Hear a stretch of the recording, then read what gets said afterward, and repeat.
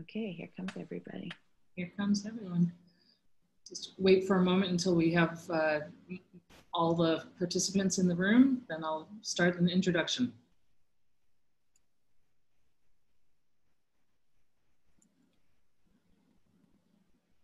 We've got one phone-in listener.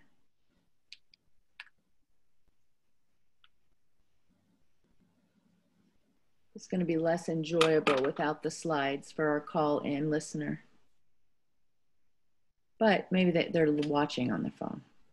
And we will share the slides, so that will be not in the moment helpful, but after helpful. It looks like we're leveling off. So good morning, everyone. My name is Keely. I serve as the communications manager for the Diocese of Washington. Thank you so much for joining us today. We're pleased to bring you this session on essential communications during and after shelter in place with our marvelous speaker, Kem Meyer, the president and founder of Less Chaos, Less Noise. Kem has spent 3 decades working with organizations and companies across a number of industries, big business, small business, not-for-profits, churches. And for the last several months, she's been working with me, coaching me in my transition from executive assistant to Bishop Marianne over to my new role as the communications manager, and helping us set up a strategic plan for communications that is in alignment with our diocesan strategic plan. So today, well, I'll just say one more thing. I'm reading from a script so I don't get lost. These last several months have been extraordinary, reshaping how we make decisions, prioritize our work, and consume information. It's also changing how we share information. Today, Kem will share 3 things that we can do as communicators to pivot our approach on not only what we offer our communities, but how we talk about it. So we'll cover today how to steward resources and attention with focused options, how to build trust and deliver care with relatable messaging, and how to motivate engagement online and off. So without further ado, let me say welcome. Kem, we're glad to have you with us. Over to you.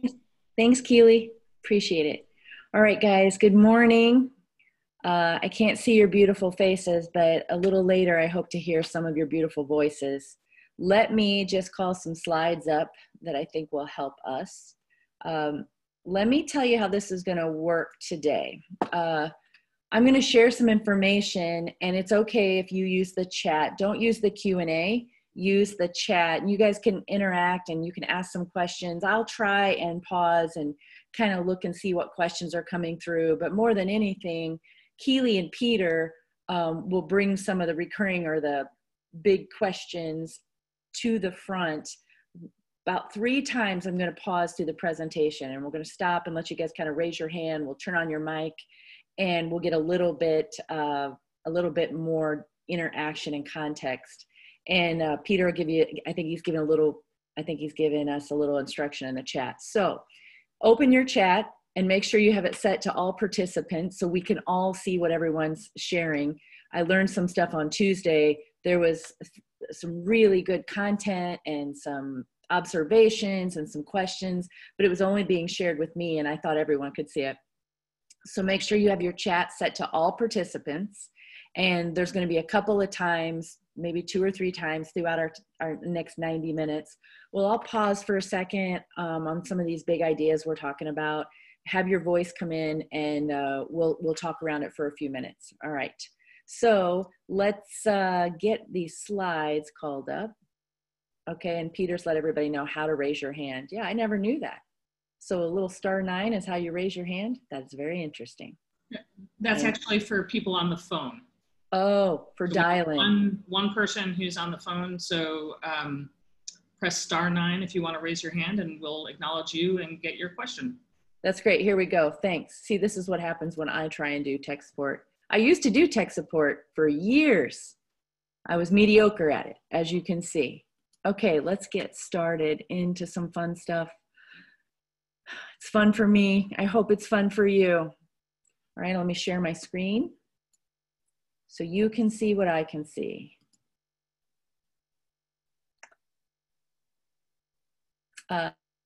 Peter, it's not letting me share screens this time. Is there, did I dial? There, I can now. Here we go. That was fast. Can everyone see our slides? Let me just see if I can see the chat. Give me a yep, or a yeah, or a yay. And then I know my chat is working and you can see my slides. All right, here we go. Great. Let's get started.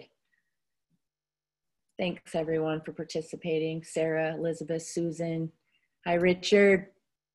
Okay, here we go. Why are we here? Let's get a baseline, kind of set expectations. Got people from all over the diocese. We've got some rural and some urban and some city and some multicultural parishes and context. And so we've got a wide gamut. And so today I would like to just start the baseline of what we all have in common. And this is why we're here. The whole way of love of the Episcopal Church, we are here to draw people to Jesus and embody his love for the world. And the strategic plan for 2020 gets very specific about this for the diocese, equipping our churches for revitalization, inspiring individual spiritual growth, and creating more margin and energy as we strive for justice. And as we come together as a diocese, and together today, thanks for letting me be here with you on the journey, we want to amplify that collective voice and public witness. But another reason that we're here today is because our effective institutional communications is a challenge. And so in all of my experience, I have just become intimately familiar with the Episcopal Church over the past 3 years. And it has been one of the most beautiful discoveries I never knew I needed.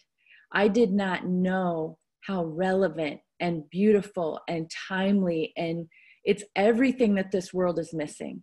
It has been one of the most beautiful discoveries of my life. I'm 51 years old and I just become acquainted with the Episcopal Church 3 years ago. Everything that is on this, embody every person I've interacted with in the diocese, every single person I've met, whether it was a staff person or clergy or lay leader or one of your constituents in the area, I have felt all of this, right?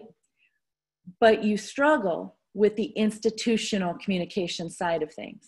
That gets really complex and it kind of buries the lead. It buries the best part. And I understand why. There's a lot of good intentions. There's a lot of good content. You want to get it right. You want to get it thorough. But there are some basic requirements of communications that we've got to meet before any of that stuff happens. So before anyone can encounter Jesus and his love for the world, they encounter us. So we've got to remove some of the barriers in just of our institutional communication. And I'm here to help with that today. But how are we going to do that? All right, we're going to focus. Communications is broad, it's complex, it's nuanced. It matters for each of the contexts, not just in the Episcopal Church, but also in the different parishes and the different cultural contexts. So how are we going to talk about all this in 90 minutes? Couple of ground rules or expectations. Here's where the next 90 minutes are going to take us. The first thing I want to say to you is you're not on here. I'm a little emotional as I think about everything you've been carrying on a normal day, let alone over these past several months. And so I'm not asking you to take care of me today. And actually for the next 90 minutes, you don't have to take care of anyone. I want you to be my guest. You don't have to take any notes. We will share these slides. We're recording this webinar so we can send it off to you. And I am going to turn, off my, just one second, guys. I just have to turn off my notifications. It's the only thing I didn't do this morning. Well, and besides, I had some bad math this morning too. That was another story for another time. Okay, here we are. All right, so you're not on here. You don't have to take notes. We're recording this session. We'll share the slides. You don't have to work. Please be my guest, all right? The second thing is this is not a how-to conference. This is not an instruction manual. This is not this is what you need to do when you leave here. We are going to just cover some basics. It is a primer for the easy stuff. If we get this stuff in first, then it frees up so many more opportunities for us, and it makes our communication more effective. So the biggest barriers, I'm going to address that today. Just in basic communication, whether it's in the church or not, this is interpersonal, institutional laws of communication. So we're not going to get into all the how-tos, all the for examples, but you're going to have enough today that you're going to be able to leave with some easy wins. I want you to be able to be done with our 90 minutes and know, well, there's something I can do right now because life's complicated enough. I don't want to give you something any more complex. And I know you don't want to take more complexity to the people you're serving. And so that's the other thing. And like I said, we'll have a few stops along the way for Q&A, and I'd love to hear your voices. We tried some chat Q&A on Tuesday and it worked, but it worked better when we were able to hear some voices. And so we're going to do that today. All right, so that's the ground rules, and that's where we're going for the next 90 minutes. And so the thing I would like to do now is pause for a second in the chat. And does anybody have any questions about where we're going or how we're going to do it or anything that I've forgotten? Because I'm going to pause for a second and just watch what you tell me here in the chat. Make sure it's set to everyone, all panelists and attendees.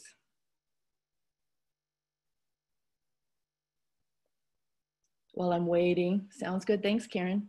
Let you guys know I got a brand new milk frother on Amazon last week, and it's one of the greatest things that's happened in the last several months. So I've got frothy, luxurious milk foam on this coffee today, and it feels very, very luxurious. All right, no questions before we get started? Anybody has questions about my milk frother, just let me know. Okay, let's get started. So the first thing that we need to get out of the way is communication is not getting information out. It is getting through. And the other thing I would like to share with you today, just as a reminder, remember this, in all of our conversations and all the for examples and all the principles I share, this is about our institutional communications. So what we're bringing forward from our parishes, from our dioceses, the stuff that we're sharing corporately, this is what we need help with. And this is what we need to get better at, making more accessible so that we accomplish our mission that I shared at the top of our time together. So bad communication just starts with a bad definition. So let's start with the right definition. Communication isn't getting information out, it's getting through. And part of getting through is knowing what people are experiencing on the other end, what's getting in the way of our good intentions and what they're actually experiencing. What's getting in the way between what we want to happen, our best dreams, and what's actually happening.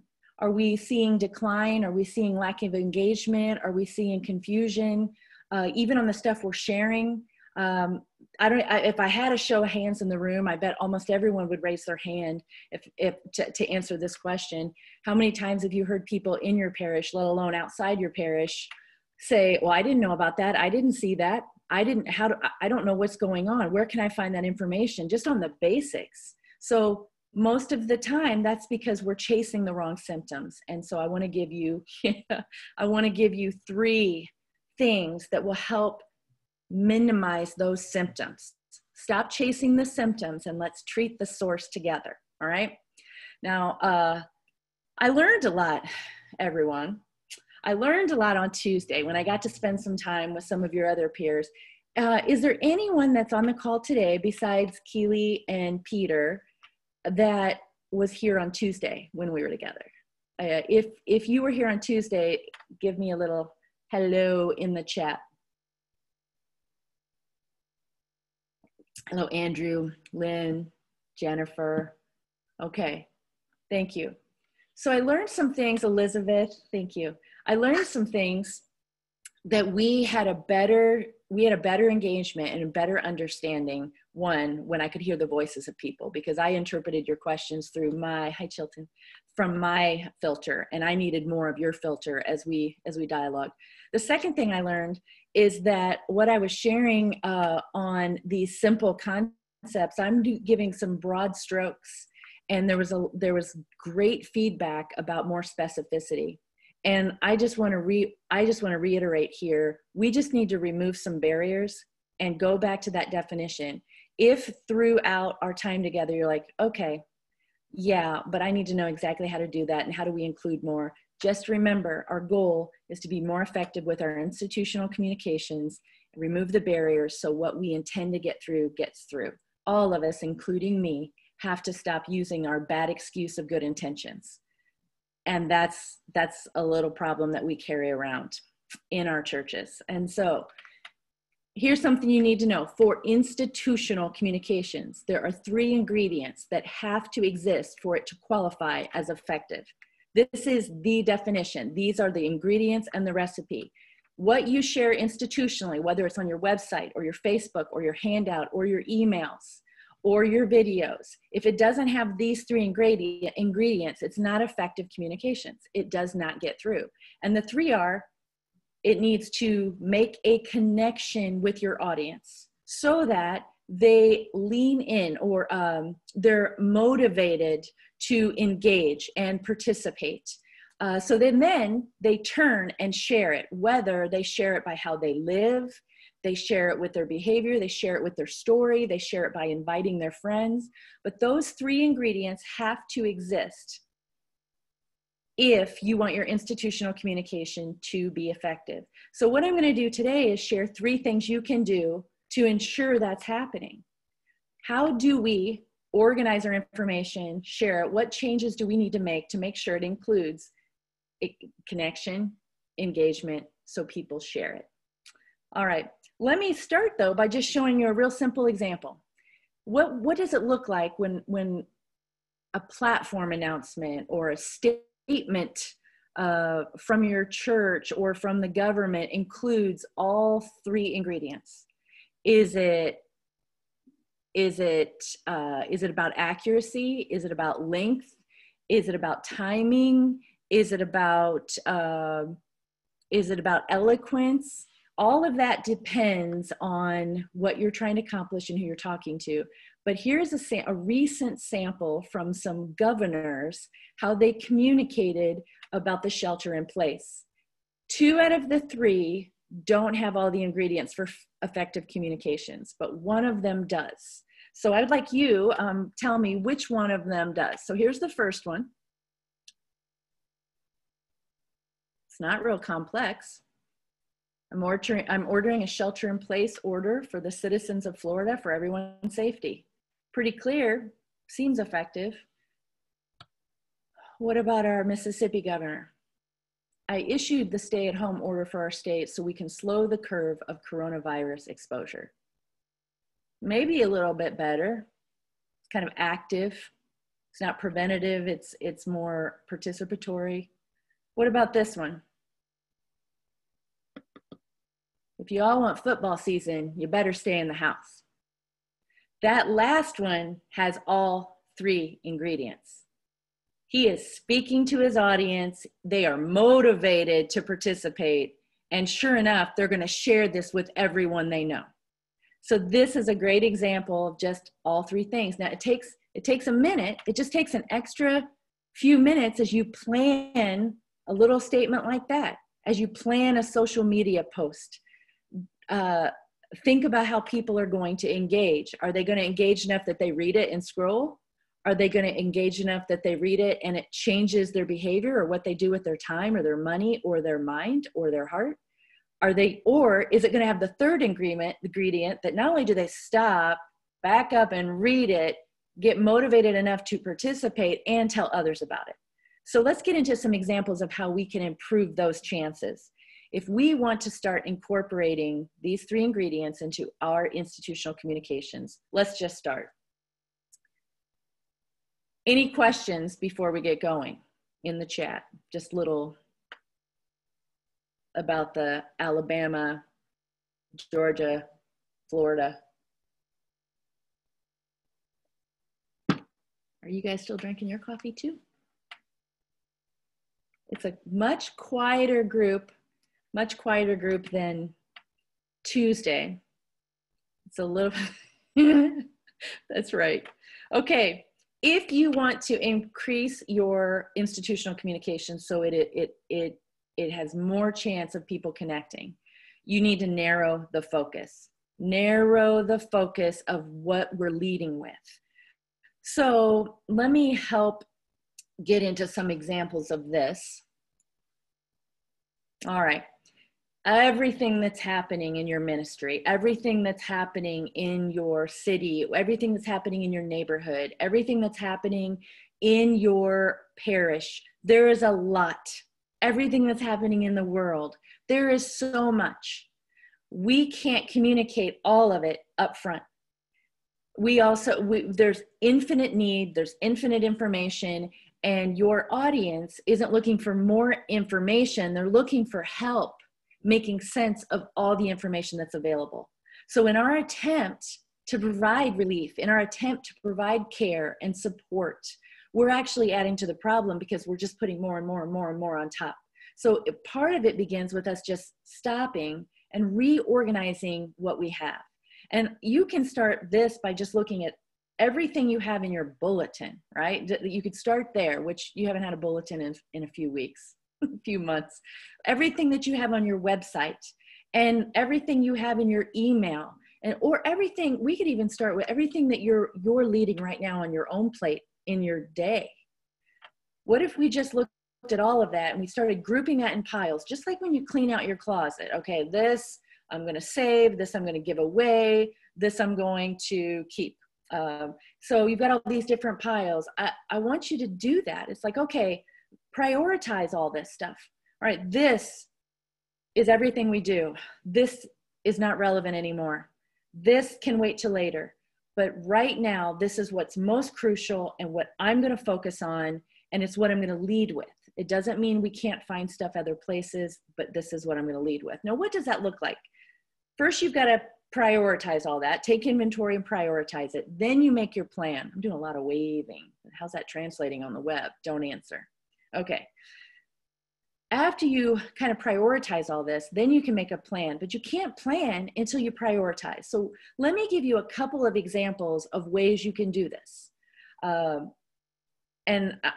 These are effective ones I've seen. So the first one, a couple of months ago, I worked with a church that just had hundreds of ministries and multiple campuses.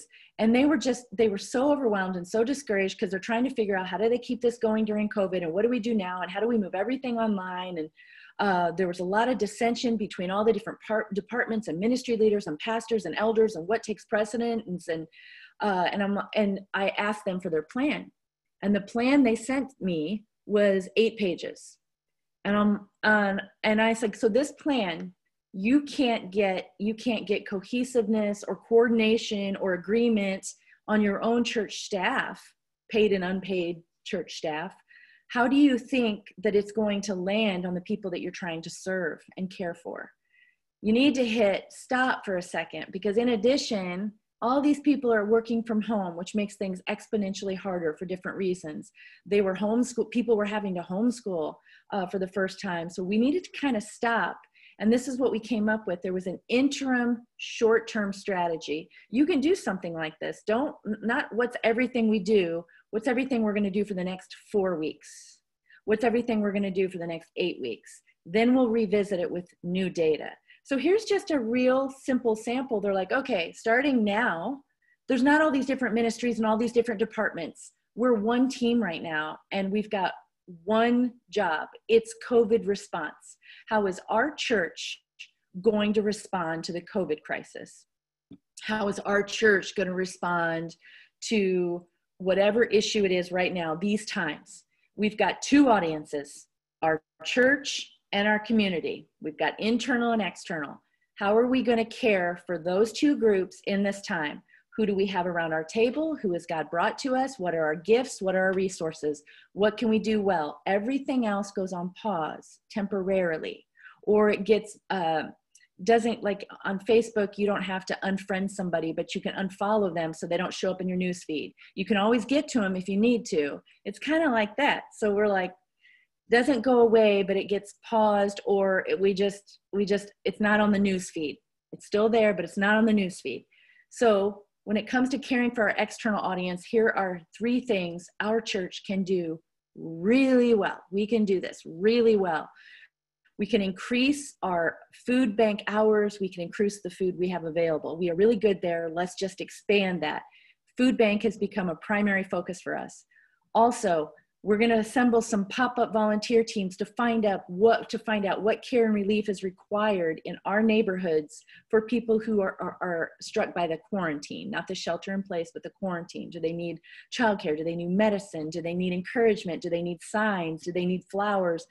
We're going to assign some volunteer teams to figure that out, and we're going to respond as a church. And then also, we are going to start the largest phone tree in our state, and we're going to make sure every senior that is isolated at home or in a facility with no interaction, they're going to hear from somebody and who will sit on the phone and talk to them and ask questions. And we're going to put together the biggest phone tree anybody's seen. We're going to do that well. And as you can see on the other side, here's what we're going to prioritize for our church. We're going to make sure we have our small groups and we're gathering. We're going to make sure we do something for our kids, and we're going to make sure people see our pastor in little 15-minute increments. They insisted on doing these morning and afternoon sermons on a daily basis, and I knew that wouldn't last, but they started there.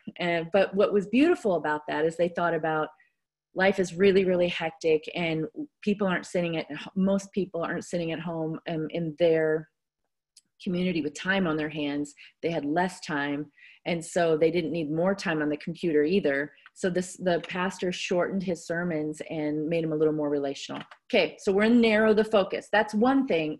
I'm giving you one example of how we do this. How do we do this? Here's one example on a strategy.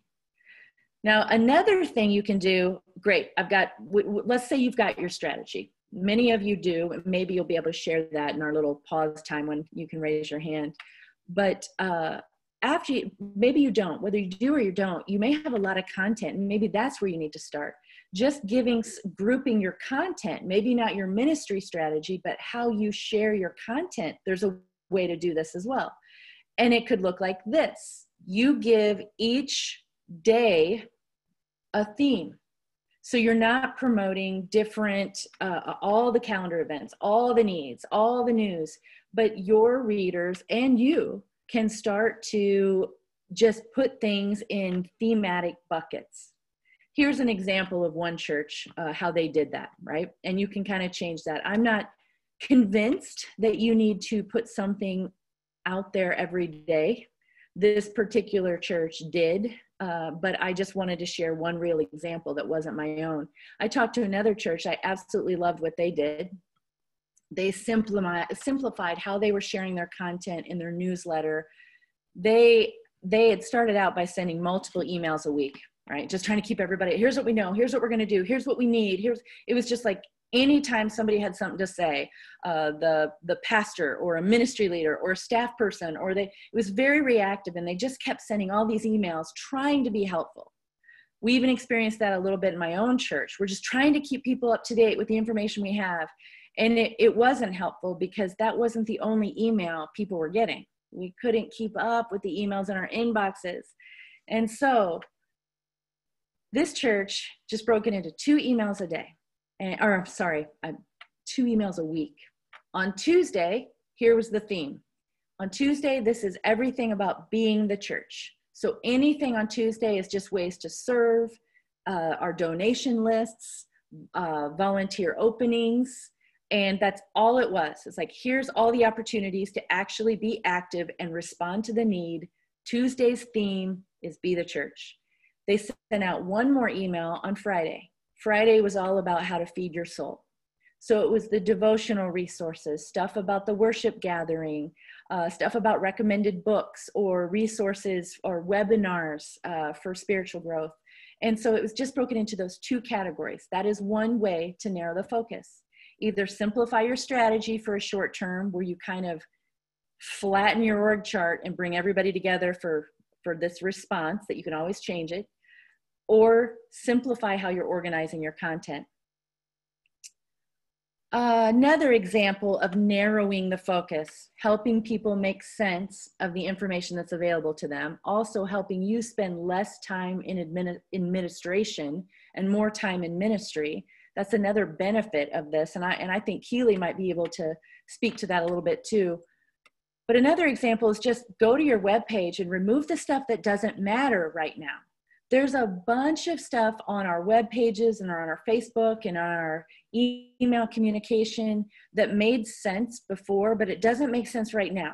So we can pause it for a minute and just lead with what makes sense right now. So I've got a couple of examples, just some screenshots and from some churches a few months ago when this hit.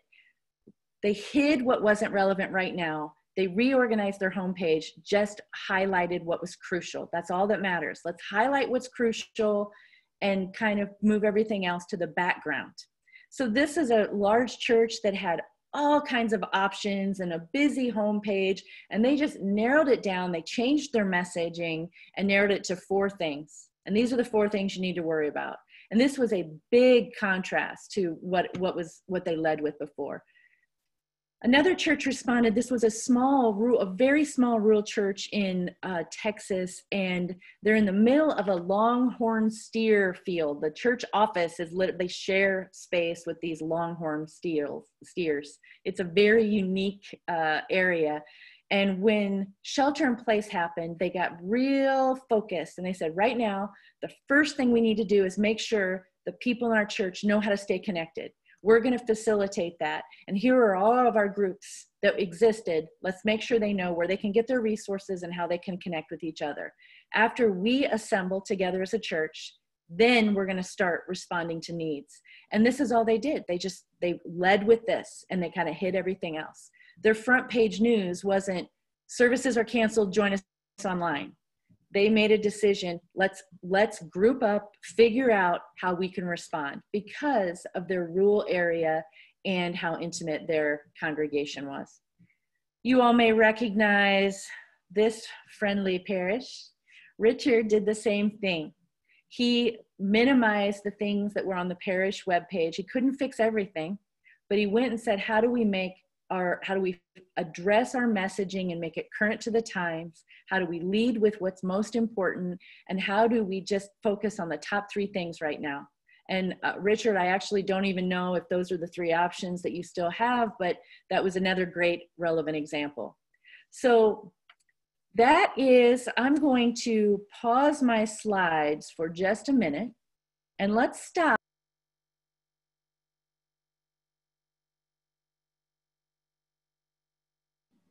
Kem, you're muted. Hi, I'm not muted anymore. Thank you. I'm back. Okay, so we just talked about the first ingredient, which was narrowing our focus. I want to stop for a second, and I'd love to hear from you. Do you have any examples out in your area or at your parish or in your context where you've begun this, you've seen the benefits or ideas that you can share with others? Or do you have questions for me? Something where you're like, that doesn't make sense to me and I'd like to get some more clarity. So raise your hand or hit *9 if you're calling in, and Keely and Peter will turn on your mic and I can hear from you. Narrow your focus examples.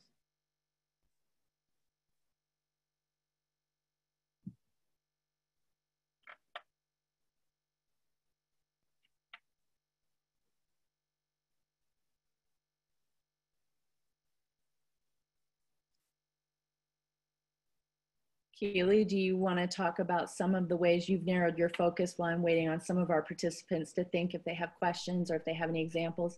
While you're thinking, friends, I want you to think about things maybe you've seen as well, right? Not necessarily in the diocese, where you've seen your favorite grocery store or your favorite restaurant or a company that you follow, where you've seen them get real essential. And thanks, Richard, I appreciate that. where you've appreciated what they've done as a model? So Karen, it looks thanks like for putting that. Ginny might have, Ginny Gervaisi might have a comment to make. Ginny, you seem unmuted. I'm always unmuted. Hi. So my question is more general, which is that I'm the website guy for my church, and I'm the rector of my church. And I know how to post different content, but I actually don't have the knowledge or ability to modify the WordPress sort of format. And I have found myself having to, you know, make decisions about what I have time to invest in and what I don't, and what we have money to invest in and what we don't. And so I guess part of my question, and I saw you in the ones that you did for Unstuck Church, and I was just blown away by how incredibly useful that was, and that helped me modify my homepage now. But how do we, when the reality is many of our churches only have a staff of 2 or 3 people, and I don't have the expertise to do the web page, how, you know, if you can give us any advice when we're like so small in terms of our staff or our resources, what we can do, how does that factor in, I guess? And now I promise I'll be quiet. Ginny, that was helpful. Thank you for that. I will say scarcity breeds clarity. And so I want to encourage everyone. I mean, I am essentially a staff of 1, 2. My business is small, and I am also the business owner and the content creator and the care provider and the administrator and the web guy. And my stuff gets out of date, and I can't fix everything, and I've got limited resources. And so I've also worked with churches that have a part-time pastor, and that's all they've got. And I've worked with churches that have hundreds of employees. And I will tell you, the more resources, it does not mean it's better. They just do bad bigger. I will tell you that. I have seen it over and over again. And one of the things that I have seen in these small cases and that scarcity breeding clarity is to just give ourselves permission to not try and fix what's there, hide what's there, and just lead with what's relevant right now. And then we'll figure out the rest as we can. Many times we get into trouble because we're trying to fix what's already there. And with WordPress and Squarespace, it's $30 to turn that on. And we've got kids in our high schools now that have been coding on this stuff since they were in 6th grade, and just pulling them in and saying, here's our objective, here's what we're trying to communicate. You give them the plan on the paper, and that can be turned around. If you can, all of us, me included, I mean, I'm in the middle, same thing. I have spent the last 3 years trying to fix a website, and finally somebody got in my face and said, why are you trying to fix this thing? You need a new one that is about 1/8 of the size of this one. And it took somebody like giving me a dose of my own medicine to realize, right? So I want to encourage you all in that. And sometimes I think that's harder. It's just like letting go of what we've held on to for so long. What's hard is not the web work. It's letting go of what we built for so long. I'm like, there's such good content on there. I don't want to get rid of all that content. I mean, it was very hard for me. And when I was on staff at a church, people I'm working with, not just churches, but especially churches, that's good content. So tell yourself you're not deleting that content. You're just reorganizing. Let's lead with what's essential, start over, hide everything else, and then slowly introduce the stuff. And I'll share one other little secret I've learned over the years. If you just go live with what you need right now, and even if you're getting pushback from people, well, where's such and such, and where's that? And I don't see, you can let everyone know, we're going to introduce that stuff back. This is just temporary. We have to lead with what's most important. You can have a 1-page website and serve your churches and your communities so well with a 1-page website. And we're going to get more into how people use the web as we go on in this webinar. But what I've learned is we get so scared about cutting things that we won't cut them. And then once we cut them, we don't get as much pushback as we thought because people weren't using it anyway. Or the people that do push back, if we're able to tell them, hey, for now, we are just going to lead with what's most important, and we're going to revisit this in 3 months. We're going to revisit in 3 months what's missing and figure out where our ministry is suffering because of the content we've cut. And 9.5 times out of 10, that stuff does not need to be reintroduced. So it's just kind of a slow change. I hope that helps a little bit, Ginny, and thanks for the question. It was very good, but I'm going to move on. Okay, well, this is good, Jeannie. Let's talk about this. Yeah, well, we can talk about how to engage other people. I just brought that up as an example. It doesn't have to literally be a high schooler. Keely, go ahead. Kem, I'm not sure if Jeannie's comment was to attendees as well. So you might want to restate it. Tell me what you mean, Keely. Go ahead and restate it for me. Yeah, so the other people aren't seeing it.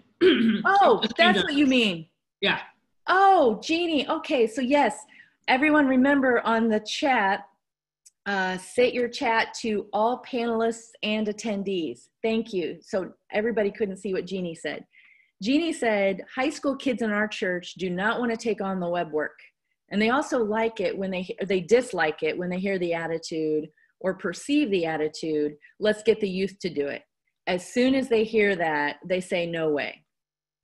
We're not going to be able to get to that granular level today on our webinar, but there's ways to do that. And and high schoolers may not be the answer. That was just one example. I've seen successes in some places, but not every place. Thanks, Janet. I'll make sure I read these.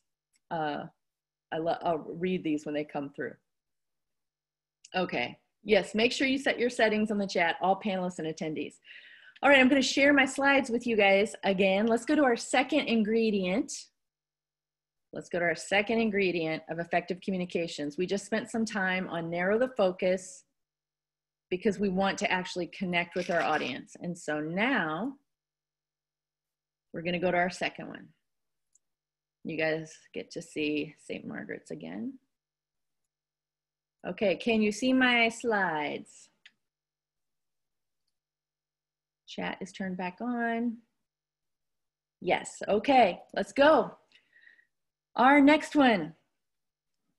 We want people not just to make, we don't want to just make a connection, but we want people to engage. We want them to be motivated to participate. So the way we're going to do that is make it personal. And I will say for the diocese and for the Episcopal Church, the best way we can make it personal is to get rid of some of the jargon in our communication vehicles. I am not talking about what we do in our worship services or our sacred gatherings in our sanctuaries or online or off or on our readings, or I'm not talking about that. I'm talking on our webpage or our Facebook or our email. We're closing out engagement because there's so much jargon. I'd like to share this. Remember the principle here, the communication principle here for our institutional communication is that we want people to be motivated to participate. And the way we're going to do that is to make it more personable, more personal. And we can't make it personal with so much jargon because that's our language. It's our language that makes sense to us. It's our language that comforts us. And I'm not saying kill that language. That language is beautiful, but there's a sequencing to that language. There's a sequencing to that vocabulary. And these communication vehicles that we're using, not all of them were meant for that.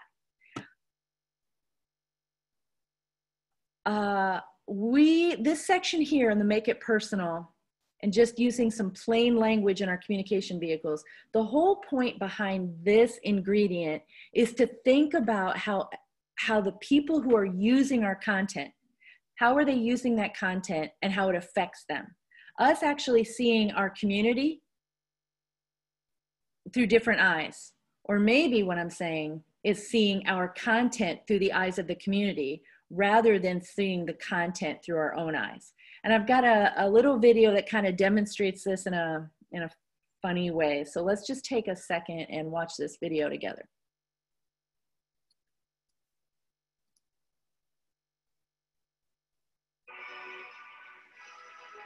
My brothers, this day you fought with honor. This day you vanquished those that mean to smite us. The Dark Lord forged his enemies to reap their terror, but we persevered and slayed them forthwith. In the years to come, they will sing our victory song, as we sung for our forefathers. Sorry. Just one thing I thought I might bring up. Whatever is it, brother of the watch, fellow kinsman? Yeah, this. Honored knight of the third men. This is what I want to talk about. We are using way too many words, guys. How doth thou mean, proud warrior of the north? Brave son of the arm? There.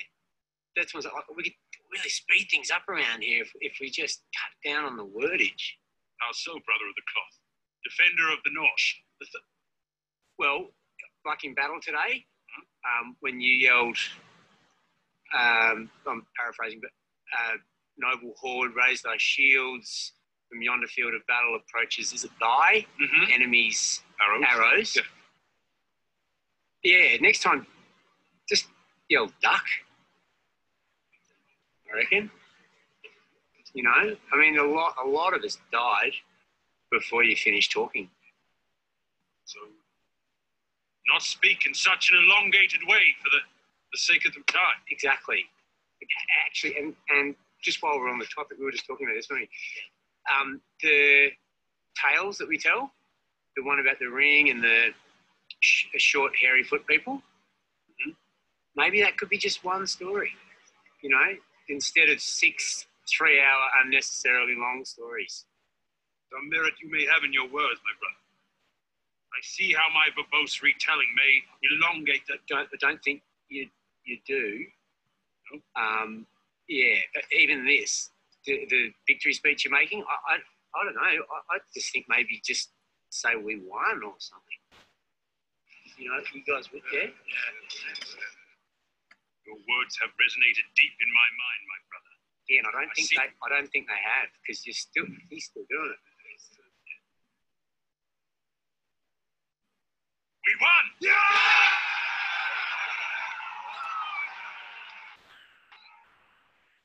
So I just want to reiterate here that what we're trying to talk about, this is all building on each other for the effective communication and the ingredients. This is so great. Like, a lot of us died before you were done talking in these communication channels, in battle, when we're looking at things on our phone, or when we're going to a website to accomplish something, or when we're sending stuff out in email and the people we're sending it to, they may not be experiencing traffic jams right now because more people are staying at home, but they are experiencing flooded inbox and information overload, and they cannot keep up.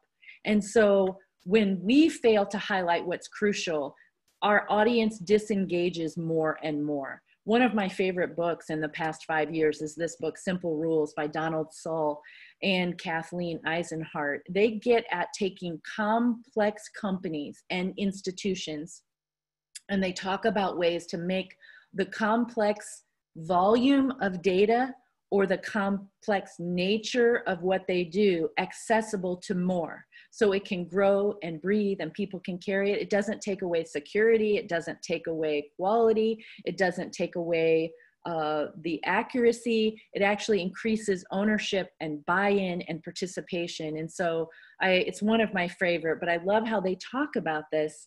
We need to highlight what's crucial, so we're not ruminating over personal details. And one of the things that I've got to learn by participating with the Diocese of Washington over the past year is one of the strains our parishes and clergy is feeling is not enough time to respond to the critical needs.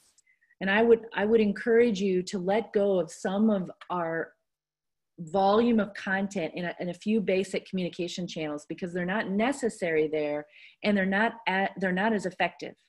Just think simple, again, our emails, what we post on Facebook, and maybe how we organize our website. I'm kind of concentrating on those 3 channels right now, because I think those are the most important and the first place to start. Another thing that they talk about, when we complicate our systems, we overwhelm people. It increases the odds that they're going to do their own thing and stop following our rules. And that's the jargon. Yes, Jenny, that's what I was talking about. We also use so much insider language. And I think some of your insider language is beautiful. And the more I learn about it, the more fun I have. Like, but then I become an insider, right? It's beautiful language. There's history in that. There's meaning in that. But there's not a place for that as we lead in some of these other channels. I've lost count of how many titles there are. The first year when I worked with the Episcopal Church, I had to have like a lexicon and a vocabulary thing on my desk just so I would get, and I mess it up all the time still. I get the titles wrong or the references wrong. I was like, okay, so what's the English word for that?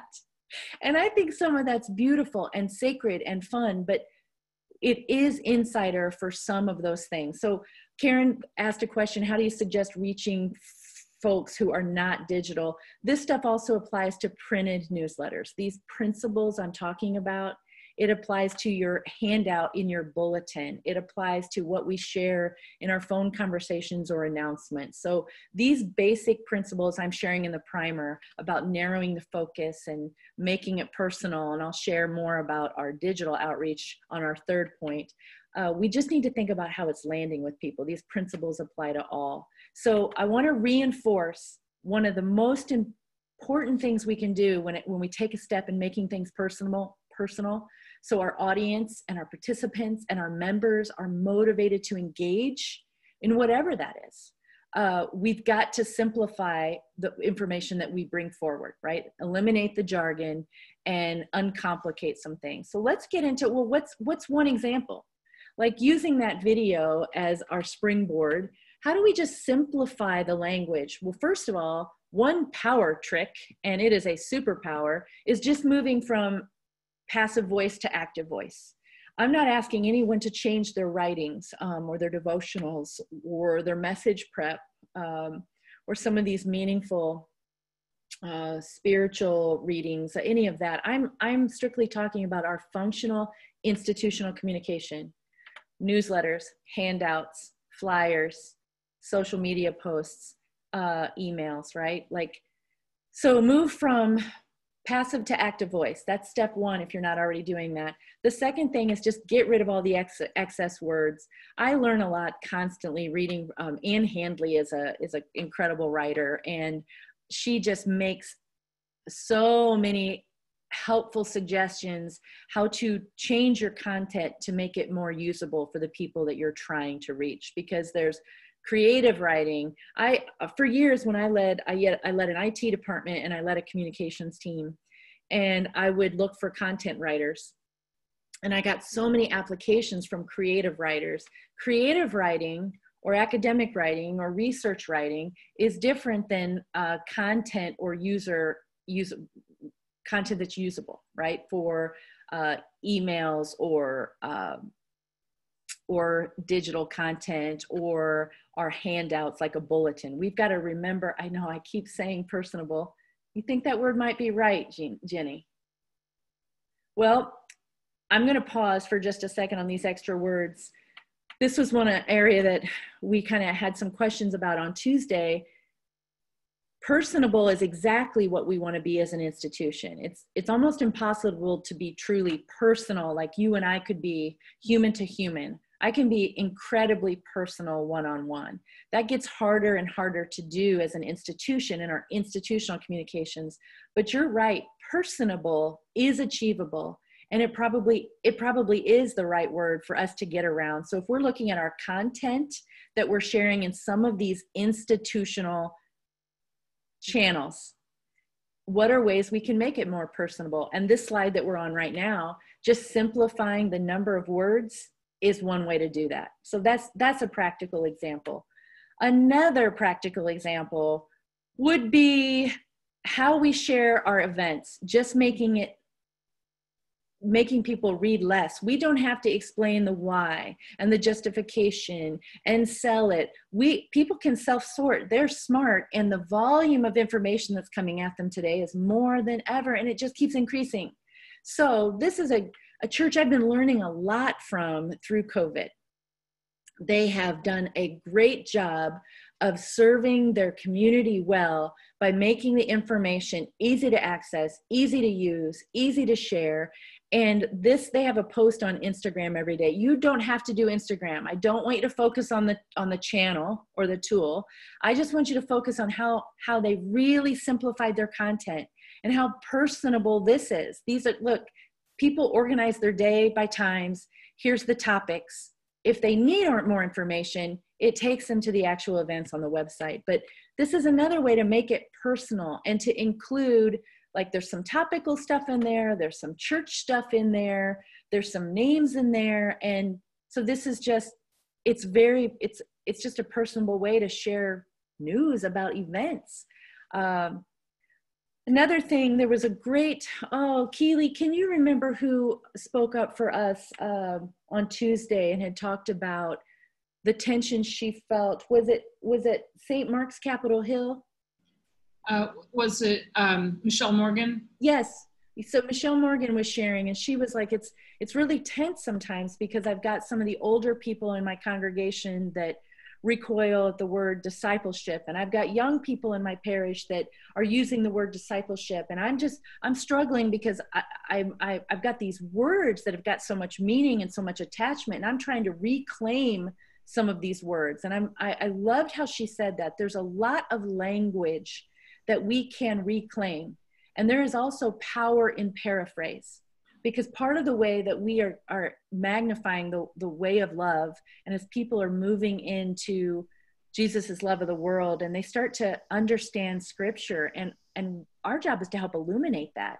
And we don't have to be fearful of the accuracy. We can illuminate the accuracy with some of the paraphrase or telling the story behind some of these words. And I don't know if there's anyone on this call today that's had a chance to browse this book, Learning to Speak God from Scratch. But Jonathan Merritt is a friend of mine, and he just did a beautiful job talking about a way of reclaiming some of that ancient vocabulary and language, but also building the bridge to a whole culture who has lost that connection. And so the harder we try and protect, the more we're disengaging our culture. And this was just a beautiful way of reclaiming so much of that. And you may find encouragement in that. I thought I would share it. So we've talked about 2 so far, right? We want to include connection. Our content needs to connect, and so people can engage. And the way we're going to do that is narrow the focus and make our content more personable.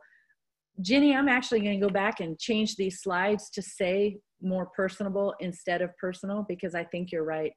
I think that sticks even better. We're going to stick the landing better. So narrow the focus, make it personable. I'm going to stop sharing my slides for just a minute here, and I'm going to pause for questions or stories about this concept, to make it personable. Have you seen good examples? Have you tried something? Are you struggling with this concept? Are you like, I don't agree? Like, let's have some hands and some sharing here. Questions. Personal to the audience, Lionel, that's a good question. You want to make your institutional communication more personable. Going back to our definition of communication, it's not getting information out, it's actually getting through. Keely, did I misunderstand that? No, I was just going to say we have, let's go with Richard first, and then Ginny has another comment or question. Hey everyone, Richard St. Margaret's, thanks for the shout out, Ken. One example and this was coached by your beloved when we went through the Untitled Church process, examples of getting rid of jargon. So we kept the jargon, but we explained what it was in the bulletin. So in the who's who list in the bulletin, what's a verger? I call them a holy stage manager. What's a lay Eucharistic minister? So we just broke down all these words, lector, and put little explanations in the bulletin so that people can learn. I love that. Richard, I need a copy of that. That's really good. That sounds brilliant. And Ginny.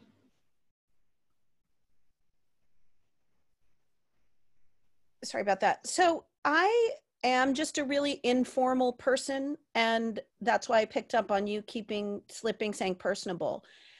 I think that we have my whole worship services are often feel very welcoming and informal because that's who I am. Part of what I think there is a heavy bias in our church to think that holiness and sacredness equals somber, equals solemnity. And I'm not saying holiness can't also be that, but I think we have gone so far over on the side of somber, solemn as indicia of holiness that we need to just really loosen up. And I think that is relevant in your talk about our jargon, but also just the heavy formality and our own self-absorption in theological issues that the rest of the world doesn't even understand. I just see this, it's such a great entry into this deeper analysis we need to do of ourselves, that it's the way we communicate, but it's also the way we think. And I'm grateful for this conversation and for your whole personality and presentation of it. Jenny, thank you. I'm super glad you brought this up. And this was one of my learnings from Tuesday. Honestly, I need to hear more from your context. And so I get so much more understanding just hearing what you guys are facing and carrying. And I want to share some freedom for all the personalities on the call, right? All the personalities on the call. I am not championing or challenging that you change your personality. I want you to be you. I want you to be more you, right? And there are places for, like Jenny, what you talked about, this holiness and this sacredness and this somberness. But in some of these communications channels that I'm talking about, like your e-newsletter or your emails or your Facebook or your corporate web page, your institutional web page, you are not canceling out the holiness, to your point, by making it more personable. So I don't want the clergy on the call or the lay leaders to feel pressure like I have to start communicating differently in my sermons or in my messagings or in my writings. No, but maybe you can loosen up a little bit on the institutional communication that supports all that. That would be a baby step, and they complement each other well, because communication is multidimensional and it's multifaceted. And when we listen to beautiful music, there's layers and there's dimension and there's depths, and the volume rises and the volume decreases, and the intensity heats up and then it softens up, and there's a lot and then there's a little. Communication is like that too. We don't want to have the same thing all the time. We want to have dimension in our institutional communication that is full of dimension, just like like humanity. And so I want to encourage who you are. But to your point, Jenny, thank you for sharing that and explaining the tension. And I want you to be who you are, but take some risks of loosening up in some of these channels. I'm going to look at. Yeah, Kem, I was going to say we have a number of interesting comments in the comments. Yes, so Sarah, you guys are doing great. It's going to all panelists and attendees. When I begin softening our use of language, I'm accused of dumbing down. People think this churchy language makes us sound smart. Girl, I know. I know. So what we want to do is get some language or get some wins, so where we point back to, we defer back to the purpose of the channel, right? My car wasn't designed to sleep in. My bed wasn't designed to cook on. And our websites and our e-newsletters stop working. People disengage. And so sometimes us moving forward with data is how we kind of defer those conversations. But Sarah and everybody else on this call that feels that too, be careful that you're not fearing the vocal minority. There's a few people that are very, very comfortable with that. And when you shift things and you move that lamp, or you take that chair away, or you change some of the language in the e-newsletter, they're very uncomfortable because you've moved things. And just let them know what hasn't moved. Point to what hasn't moved.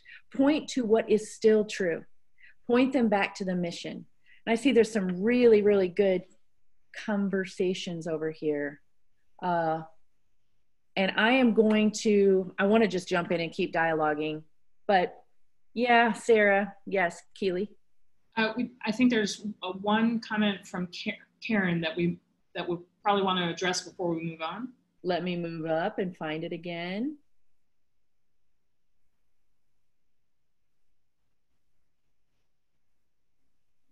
Is it the one about having people submit content for our weekly emails? That one? That's one.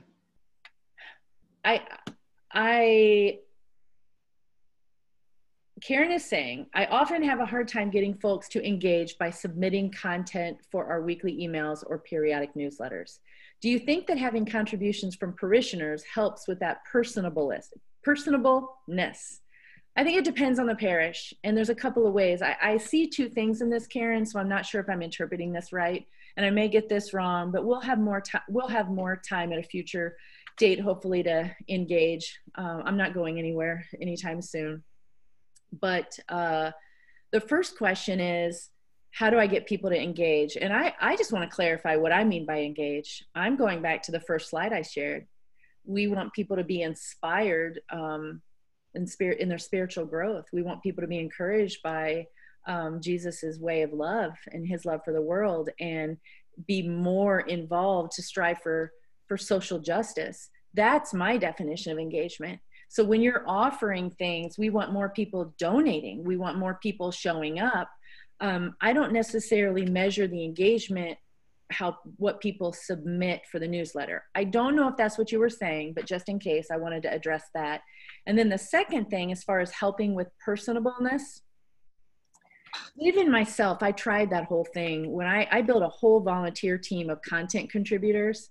But because I was on the church staff, or anytime I've seen volunteers in meetings with pastors or clergy, they just give the church answer anyway, because they're there with clergy, they're there with the pastor, they want to be a good parishioner or congregational member, and so they just give the church answer. You guys have heard that story about the Sunday school, where the Sunday school teacher was asking, okay kids, I'm going to describe something to you, and it's small, I could hold it in both hands, gray, soft, big, fluffy tail. All right, what am I describing? And the boy raises his hand, and he's like, well, it sounds like you're describing a squirrel, but I know the answer is Jesus. And I see that a lot of times whenever I have tried to pull people from the church to think, hey, just talk normal. Well, they don't. They get around the church, or they get around the teacher, and they're like, well, here's the church answer, right? Just like what Ginny had said, like they're afraid that they're not being holy or sacred if they're not somber enough. But no matter who it is, if it's a staff person, if it's one or two volunteers, you've got to let them know what you're asking of them. I remember when guys, you're going to appreciate this because so many of these people on the call know Tony Morgan. Tony Morgan hired me. I started working with churches because of Tony. Years and years ago, 21 years ago, as a matter of fact. Wow. And I remember when he said, Kem, I'd like you to come and help us at church, help us with communication. I'd like you to join my team. We could use help with our digital strategy. And I'm like, oh no, Tony, I'm not a church person. I love my church, but I'm not a churchy person. He was like, oh, that's exactly why I'm hiring you. We don't need a churchy person. We need a person. And so, Karen, your question is good. I don't care if it's a parishioner or if it's somebody on your staff. You're on the right track where you're addressing, how about if I bring someone besides me? Like, let's start there, or some not the usual suspects. That might help. But you still got to give clarity on what you're asking them to do, or they'll say, It sounds like a squirrel, but I know the answer is Jesus. Keely, you got something to say? Do you? Just that we had 20 minutes left, and the other question, I mean, about sort of newsletter content, I don't know, you, Karen, you had another comment, a follow-up comment that says trying to get people to share their personal stories of outreach or how they've grown in their faith through isolation or other things they're doing. One thing is some people aren't writers, so that's not the way to capture that information. So that may be something to keep in mind. And also, is that story, does it fit with your newsletter? Like it might, but the newsletter is to help you. You don't do stuff to fill the newsletter. And that's one of the things I feel like I've learned with my work with Kem. Okay, that's good, Keely. Thanks for that. Okay, so let's go to our last one. I'm going to share my screen again. We're on our last point here. All right, sharing my screen.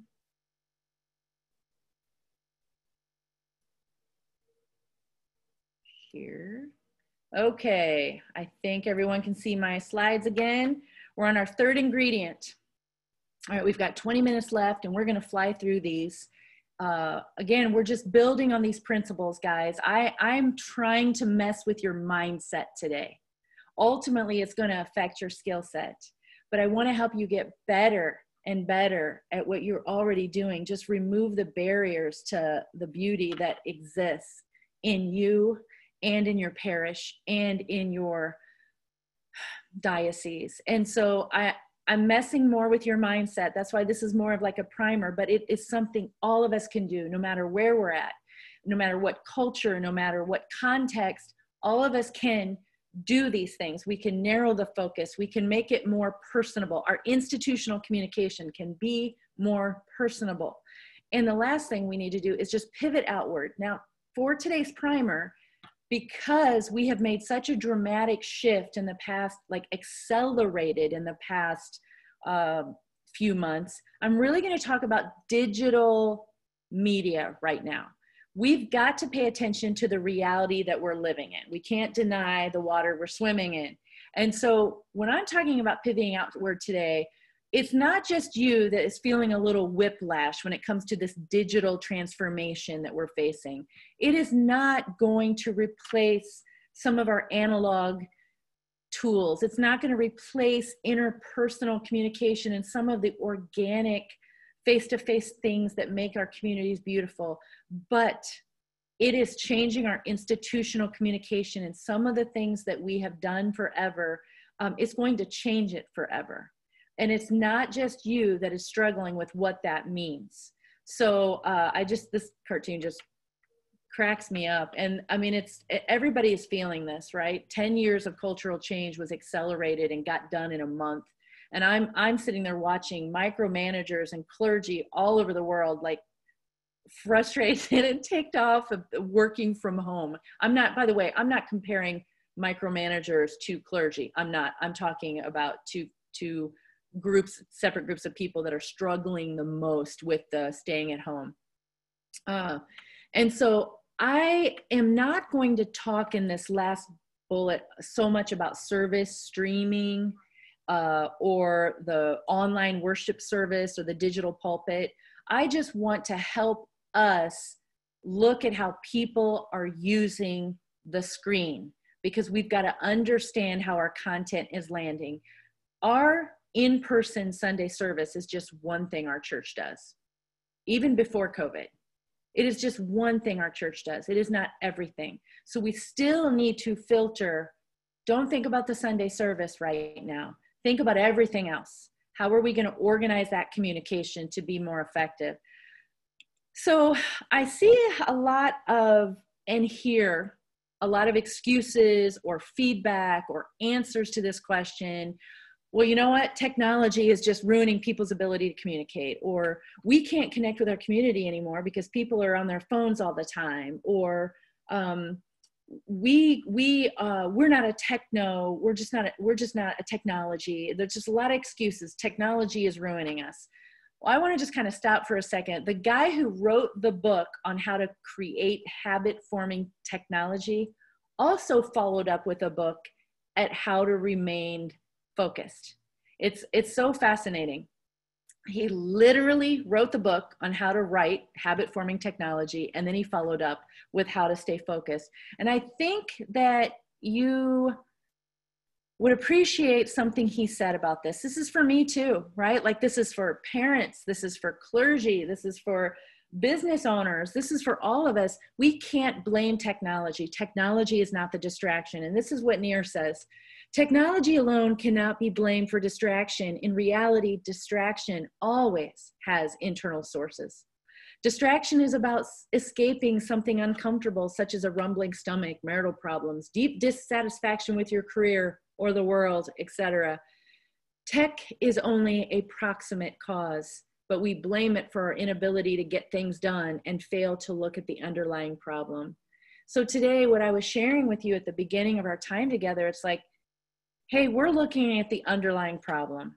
We're not going to chase the symptoms. The symptom is technology. We're not chasing that.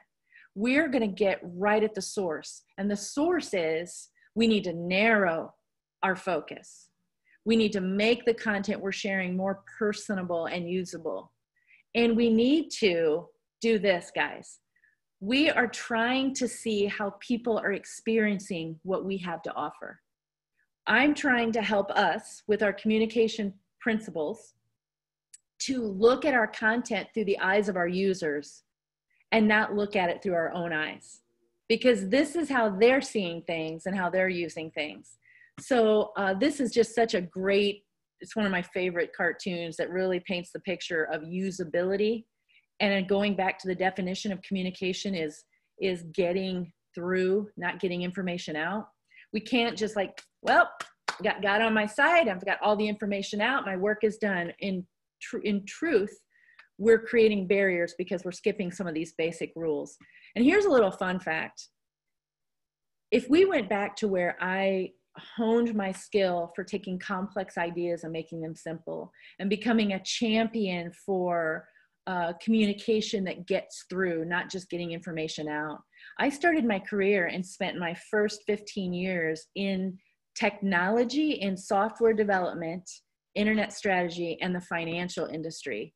And so I worked in technical writing and technical support, and I worked with people at all skill levels, and I had to find ways to take these complex and sometimes not so complex and make it where they would have a handle to grow onto, to grab onto. And then spending 12 years, well, now it's been over 15, 16, oh my gosh, 21 years in the church space. My heart beats for removing barriers there more than ever. So those two combinations, it really rests in this, right? Like, I love it and I want everybody else to love it too. And I think that's what you want as well. But this is what we're trying to avoid. Okay, so let's get into this. So how are we going to pivot outward and just deal with the reality that we have in this digital transformation and how we handle digital content? It's important for us to keep this in mind. A couple of simple tips. This is the reality, and I pulled this information from the book, The Smarter Screen by Shlomo Ben-Zardi. It was good. You do not need to read it. I'm just like crediting my source, but I know I have readers in the Episcopal Church. So if you're wanting to scan this or look at the executive summary, this is where it came from. But your website is 1 in a billion. There are literally over 1 billion websites online right now. The human brain is only capable of storing 4 pieces of short-term information at a time. Their short-term memory only holds, the average human, only holds 4 pieces of short-term memory. You want to make sure that what you're leading with on your screen is no more than 4 pieces, because that's what they're going to remember. It's what they're going to carry. It's what they're going to share, even in how you do your information architecture. More clicks is not bad. More scrolling is. And so that's important to keep in mind. Also, anytime somebody is doing more than one thing at a time, if they're doing 2 things at once, immediately the brain notices 50% less of their surroundings, 50% less of the content in front of them if they're doing more than one thing at a time. This was before the screen, but even more so with the screen. It's just how our human brains is organized. So if I'm driving and I'm taking a phone call, even hands-free, and I'm taking a phone call while I'm driving, I immediately notice 50% less of my surroundings. Sometimes that may mean a red light or a stop sign or a pedestrian, because my brain is not 100% focused. I can't expand my brain's capacity to notice. I still have that finite a bit, so when I'm splitting it, all right, it's important to know that. But here's the good news, and I want to share this with you. This reinforces everything we talked about. Keeping an eye on my time. Oh, we're good, we're good. It reinforces everything we talked about. If you do one thing well, there's a thing called the halo effect when it comes to websites and digital environments. If you do one thing well, it influences a person's judgment about your whole website. And that's called the halo effect. You're appealing to their user subconscious. So if you make your site easy to use, you simplify the options, you get more personable in your content, they're going to be more forgiving about so much, because you want to know what makes a good website? One that people can use, one that works, not one that has all kinds of crazy design and lots of content. So that's something I want to share. Another thing, this is just a reinforcement. Here are 2 books. Again, you do not need to dig into these, but these are just crucial when it comes to web usability or like people using screens. They give like the basics, and there's some simple things you can keep in mind. I extracted all you need to carry, and it is just use the real world familiarity in your language and how people organize. Think of the websites that you're using, right? What's the basics? Like when I go to Amazon, I just need the search screen, which is the other thing. Make sure you've got a search screen. People just they don't need you to figure out what they need. They just need you to make it easy for them to find what they need. Always have a home button so people don't get lost on your site. Efficiency is a high value for people in their websites and their all digital engagements. They just need it to be very efficient, very fast. And this is also for email as well. Efficient, fast. I need to be able to scan this. And the minimalist design is tremendous value. And I'm only talking about digital communication channels right now, all right? I don't need you to change everything you do. Let's start there, or in your bulletin handout. And just keep in mind, everybody that is using, I don't care if it's a handout or the stuff on your screen, they're going there to get something done. They want to get an answer to a question. They want to sign up for something. They want to look at a calendar. They're trying to make decisions about their life. Make it easy for them. Make it easy for them to take action. Here are some quick examples of how this was done. This was a quick snapshot of a church in Las Vegas that before COVID, this was a fancy, like, multimedia hyper stimulation, because that's the environment that they're in, and it had motion graphics and lots of options and dynamic interfaces. And when COVID hit, they shut it all down. It doesn't look like this anymore, but they shut it all down, and they said, all we need right now are these buttons. And notice these buttons, they're not even the same size, and there's nothing fancy on here, but this is great user interface. It matches all that stuff. It's minimalistic. I know I can't get lost. I can just take action right away with these buttons. What I need is very clear. That church I told you I was learning about from Boston in recent weeks, this is another way they present their information. Instead of scrolling long content and lots of pages, they put everything in this snapshot, in this time block calendar. So people can scan, and there's 2 ways I can scan. I can scan by, well, 3 actually. I can scan by topic, right? Because I can just see what the events are. I could scan by day, because maybe I've only got 1 day available this week, so I just need to see what's available on that day. Or I can scan by function. They've got 4 purposes of their church. Everything that happens falls in one of these buckets. Remember the first thing we talked about? Narrowing our focus. They focused on 4 buckets: connecting, formation, life, neighboring, and they all have a color code. And so if there's a particular function I am looking for, I can just scan for all the light blue, and I know that that's about connecting. So that is a way where we're pivoting outward, and we're thinking not just what we're offering, but how are people going to use this?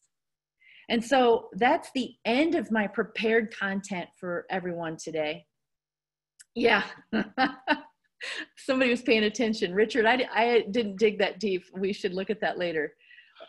Worship is life. All right, this is what I want to leave you with as you kind of contemplate and meditate and think about our time together today. Just walk away with 3 questions, and each of these questions will get at the 3 ingredients you need to make your institutional communication more effective. It'll include the connect, engage, and share. It'll help you narrow the focus, make it personal, and pivot outward. So here are the questions I want you to walk away with. And you can think about this for your parish content, or you can just think about it with your own content. Either one. One, what should go on hold until it makes sense again? Doesn't mean I have to cut it forever, but maybe I just cut it for right now. The second question, where can we cut extra words and complexity? Maybe not everywhere, but there's a few places we could. Let's start there. Let's make it more personable. And the third question, how are people using what we're posting? Let's go one step farther than just getting the information out there. And let's think about what people are dealing with when they actually encounter that information. And is there a way we can make it easier to use? All right, so that is that. And we have 3 minutes. I probably have time for one question, but I want to thank everyone for being here today and for your time and for what you're doing. You matter. I am grateful for you. Take care of yourself. And I can turn this back over to Keely, and I'll stop sharing my slides. Hey, everyone. So our time's up. Thank you so much, Kem. I keep learning, right? Every time I keep learning something, one little nugget. So friends, I think we understand from this that there's more here in communications. We only had 90 minutes to get through 3 really important questions. Is a great start. We know that communications is one of the primary areas that our parishes and our leadership have asked for help. And so we are working on a training for later in the summer. Stay tuned. We'll give you more information about that pretty soon. We're just finalizing some details. Yeah, we'll send you out a follow-up, like a link to the video and some resources as well. So thanks again. Kem, any last words? Bye, everyone. All right, bye. Thanks so much.